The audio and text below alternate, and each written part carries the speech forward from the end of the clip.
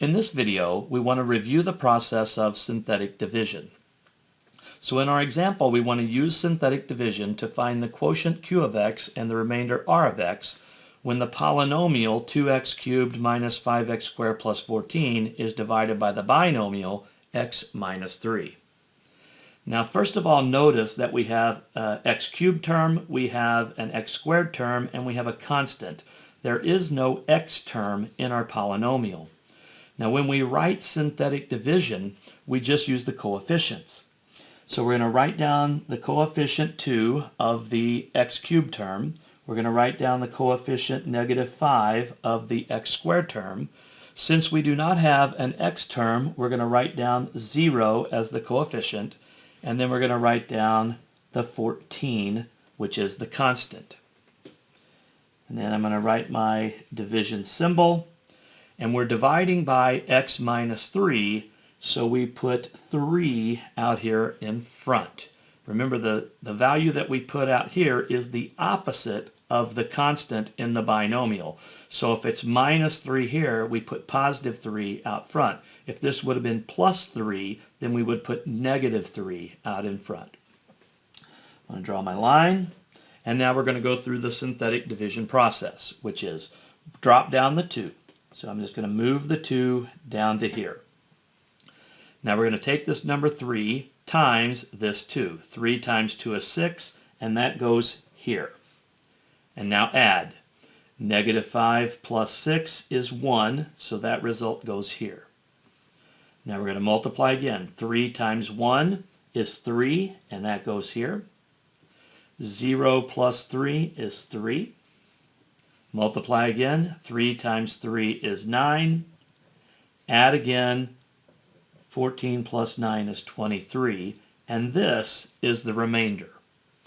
So when we divide 2x cubed minus 5x squared plus 14 by x minus 3, we get this result.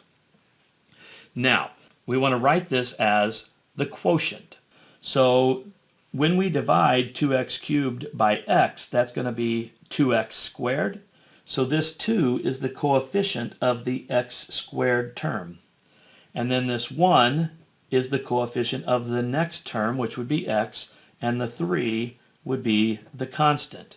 So our quotient is 2x squared plus x plus 3. In other words, that is the q of x that we're looking for.